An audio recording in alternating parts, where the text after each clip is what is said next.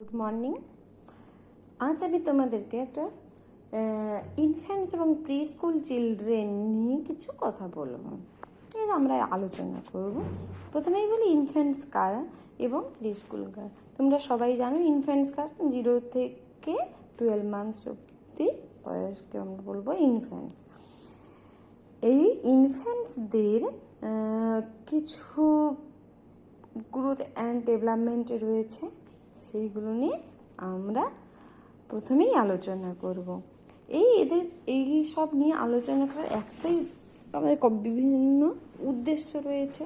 সেই উদ্দেশ্যগুলো কি না, ফিজিক্যাল এবং physiological changes that ochre during growth from the infancy two pre school children, মানে প্রি স্কুল ইয়ার্স আর কি। তারপরে কিনা এই সময় নিউট্রিশনাল যে বিভিন্ন নিডসগুলো রয়েছে ইনফ্যান্ট এবং প্রি স্কুল, এই নিয়েটা আমরা জানবো। এখানে জানবো হচ্ছে এক্সক্লুসিভ ব্রেস্ট ফিডিংয়ের অ্যাডভান্টেজেস, আর কি জানবো না, appreciate the need to introduce complementary feeding from 6 months onwards, এইরকম।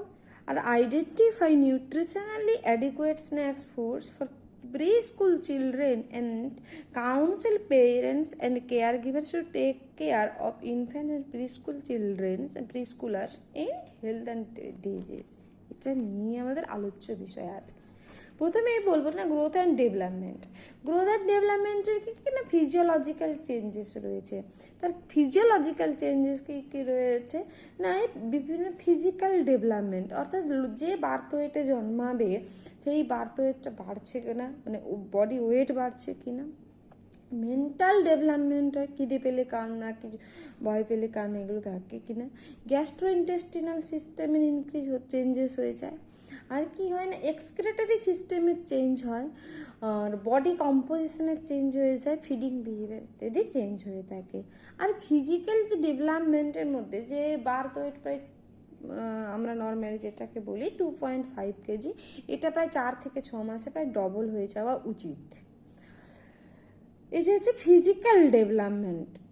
এরপর যদি আমি বলি মেন্টাল ডেভেলপমেন্টটা কি না, মেন্টাল ডেভেলপমেন্ট হচ্ছে there is eventually and evidently increase in the brain size, there is a rapid increase in the number of brain cell in the first 5 to 6 months after birth. Thereafter the cell division decline but continues till the year of second year of age. By the age of 10 years, many children have a brain weight of an adult. The effect of nutrition to brain development and IQ are difficult to determine, and the child starts going to school. This relationship is even more difficult to ascertain.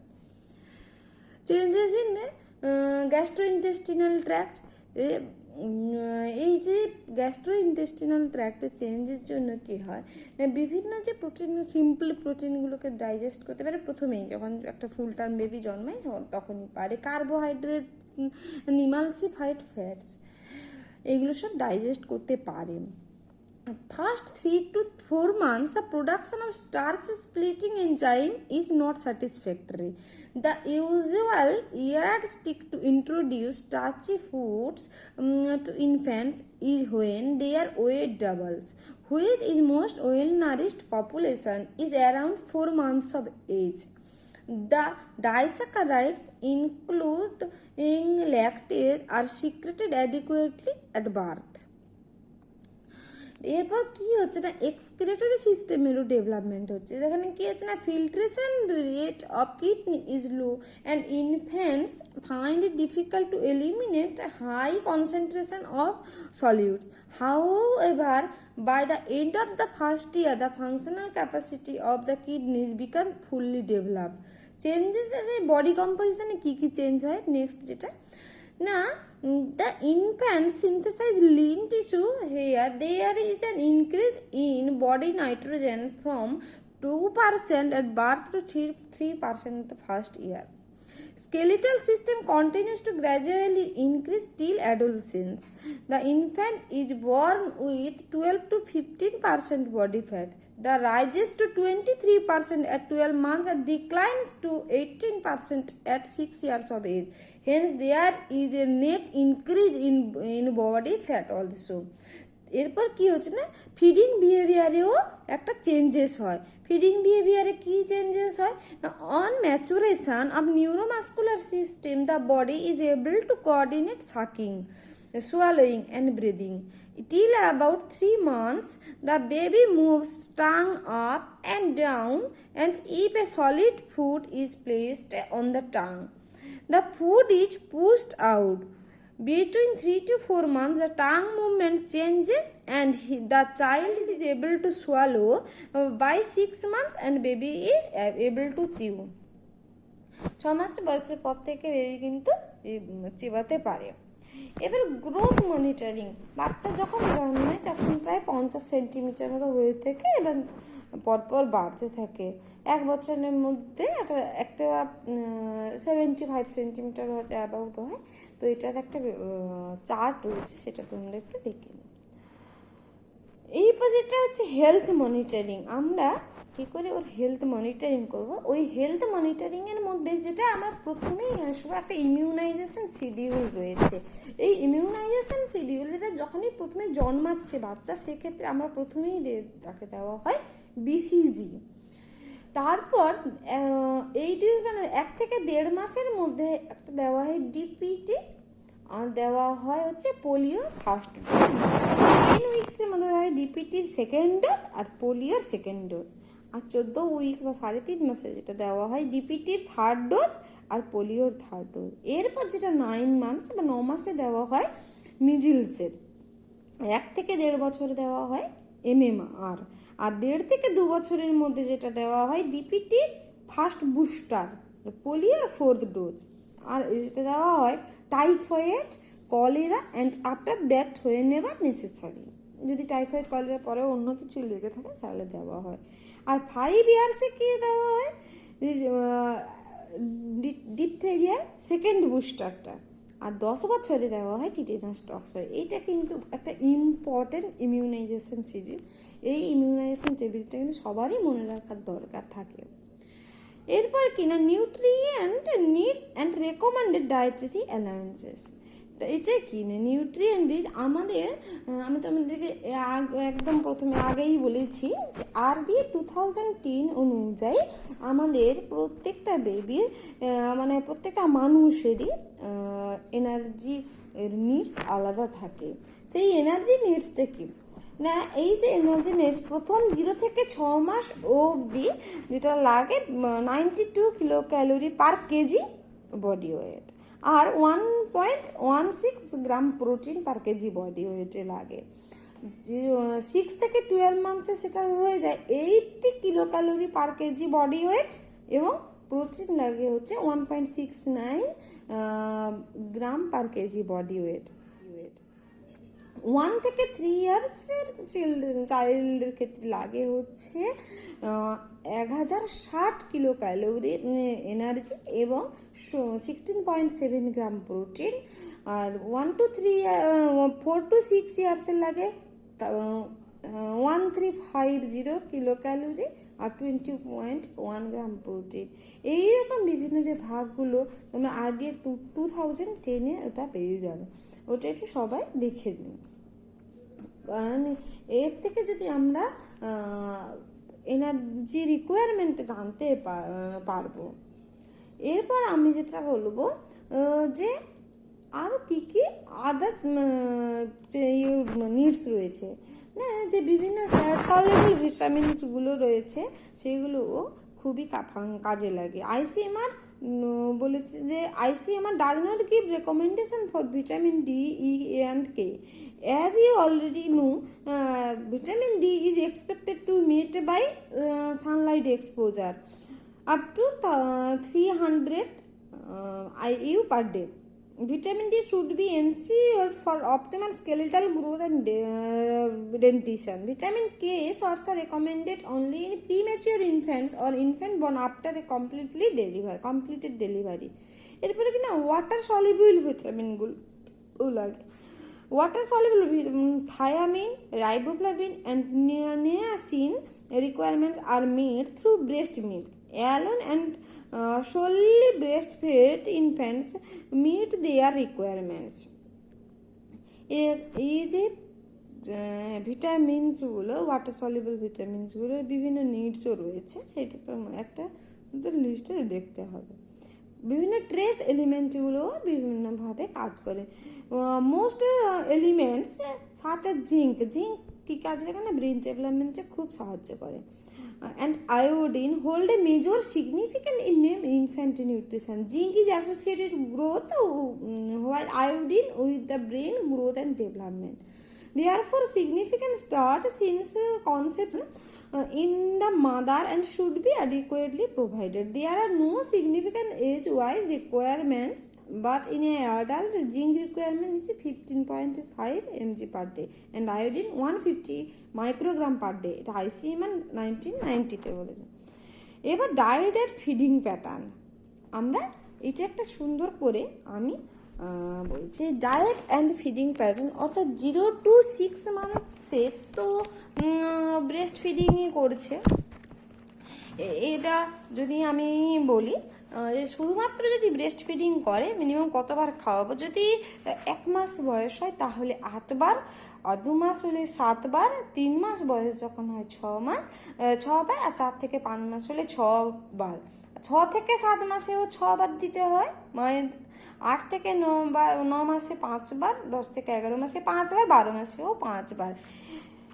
এই 0 to 6 months ইনফ্যান্টসদের ক্ষেত্রে যে breast মিল্কটা দেবো, সেই জন্য আমি বলবো প্রথমেই যে এই ব্রেস্ট মিল্কের কী কী অ্যাডভান্টেজেস রয়েছে। ব্রেস্ট মিল্কের অ্যাডভান্টেজেস আমি আগেই বলেছি যে breast milk is simple natural method of feeding. It is hygienic, এটা একদম inexpensive and available at all time at the right temperature for the baby. Mother need not worry about how much milk the baby needs as long as the baby feels satisfied and is growing well. Exclusive breastfeeding till 6 months ensure normal growth and development. আমি আগেই বলেছি exclusive breastfeeding এর উপকার গুরুত্ব। Nutritionally, breast milk has an advantage as being a low protein in protein and high in lactose content than any other milk, which the body can handle. Human milk has a protein lactalbumin, which is a better digested than casein present in high amounts in cow's milk. Human milk has more vitamin C and is not destroyed by heating as in cow's milk. Iron and calcium is better available in compared to cow's milk. এবার কোলোস্ট্রামের কথায় আসি। Colostrum is rich in nutrients and anti-infective factors. Colostrum is secreted in first 2 to 3 days. It is a thick and yellowish liquid. It develops natural immunity in the child against the viral infection. Various infection, অর্থাৎ viral infection হতে পারে, সব কিছুই হতে পারে। Colostrum lungs ইনফেকশনেও খুব সাহায্য করে, বিভিন্ন অ্যান্টিবডি তৈরি করে। এবার disease and death among breast feed infants is much lower than the formula fed infant. Breast feeding protects again disease such as diarrhoea and upper respiratory tract infection. Cow's milk contains lactoglobulin and serum bovine albumin, which may cause allergy to some infants.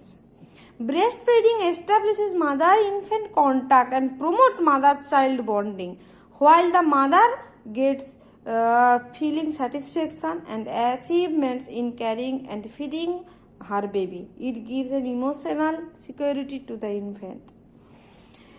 In prolongs birth interval by fertility control, lactation amenorrhea prevents onset of another pregnancy, thus helping in natural spacing. এরপর আমি যদি কিছু guideline আমরা বলতে পারি breast ফিডিংয়ের ক্ষেত্রে, follow demand feeding of the baby instead the fixed schedule. Initiate breastfeeding within 2 hours after a normal delivery and 4 to 6 hours after a cesarean delivery. Avoid honey, glucose and water supplements. Dilute milk formula as this could be source of infection and impair sucking reflex of a baby. Mother herself should avoid tobacco, alcohol and consumption of drugs during lactation. Mothers should not breastfeed in case of breast abscess, cracked nipples, fevers, serious diseases, anemia, tuberculosis, HIV or AIDS. The mother is recommended to breastfeed even though they transmit this disease. এরপর কি হচ্ছে, যখন বাচ্চা পাওয়ার পর বড় হচ্ছে তখন আমরা কমপ্লিমেন্টারি ফিডিং, আমরা প্রথমে তো উইনিং শুরু করবো, তারপরে কমপ্লিমেন্টারি ফিডিংয়ে আমরা চলে যেতে পারি. Breast feeding must be continued essentially up to 2 years অবধিও আমরা করতে পারি. এরপর কি না, যখন বাচ্চা 6 থেকে 12 মাস হয়ে যাচ্ছে তার একটা আমরা ফিডিং শিডিউল করি, সেটা কি না balanced diet for the infants. এবার কী করবো, এই ব্যালেন্স ডায়েটে কী হচ্ছে যে প্রায় 30 থেকে 45 অফ সিরিয়াল আর গ্রাম সিরিয়াল দিতে পারি, 15 গ্রাম মতো পালস দিতে পারি, 200 থেকে 50 ml মতো অ্যানিম্যাল মিল্কম্যান, যেটা আমরা গরুর দুধ দিতে পারি, এরকম বিভিন্নভাবে দিতে পারি. ফ্রুটস দিতে পারি, বিভিন্ন সবজি দিতে পারি. তাহলে আমরা এই খাবার দেওয়ার ক্ষেত্রে কয়েকটা পয়েন্ট মাথায় রাখবো. প্রথমেই যেটা মাথায় রাখবো, সব কিছু কিন্তু পরিষ্কার পরিচ্ছন্ন রাখতে হবে. Introduce only 1 food. প্রথমে যেটা হবে, প্রথমে একটা খাবার করে ওকে পরিচিত ঘটাতে হবে. এরপর কি হচ্ছে, তারপরে ভ্যারাইটি দিতে হবে এবং প্রত্যেকটা খাবার ধীরে ধীরে ধরাতে হবে. প্রথমে একটু লিকুইড থেকে একটু শক্ত, মানে মন্দ করে খাওয়াতে হবে, তারপর ধীরে ধীরে শক্ত করে শেষে শক্ত খাবার দেওয়া যেতে পারে. তারপর প্রিপেয়ার ব্লেন্ড এবং নন ফ্লেভার্ড আইটেমস. তার যেটা আমরা দেব যে the reduce consistency of bulky gruels, addition of amylase rich flour after cooling the gruel has to the warm, decreases consistency and increases the intake. আর কোয়ান্টিটি সবসময় দেখে দিতে হবে এবং পরপর একটু একটু করে বাড়াতে হবে. একসাথে বাড়ালে বাচ্চা খেতে পারে না. ফাইবারের টাকে অ্যাভয়েড করব. আর whole legume and raw vegetable and their fibre content are food recommended for adults but not for infants. মানে আমরা যে বিভিন্ন স্যালাড ট্যালাড দিই বা র ভেজিটেবল দিই, সেগুলো কিন্তু দেওয়া যায় না. এবার কমপ্লিমেন্টারি ফিড আমি একটা চার্ট আমরা বইতে পেয়েছি, সেটা আমরা দেখবো যে কীরকমভাবে দিতে পারি. একটু ফ্রুট জুস দিতে পারি, একটু গ্রিন লিফি ভেজিটেবলসকে স্যুপ বানিয়ে দিতে পারি, সিরিয়ালগুলোকে একটু মানে সেদ্ধ করে জল বা দুধের মধ্যে মিশিয়ে দিতে পারি, ডিমের কুসুম অর্ধেক করে দিতে পারি, স্টার্চি ভেজিটেবলসগুলো দিতে পারি, একটু প্রোটিনও দিতে পারি, পাশে প্রোটিনটা পালসেস হিসেবে দিতে পারি, আর তোমার ডিমও দিতে পারি, আবার মাছও দিতে পারি. অল্প করে মাছ দিলে আমরা একটু ফিশ স্টু করে দিলে খুবই ভালো হয়.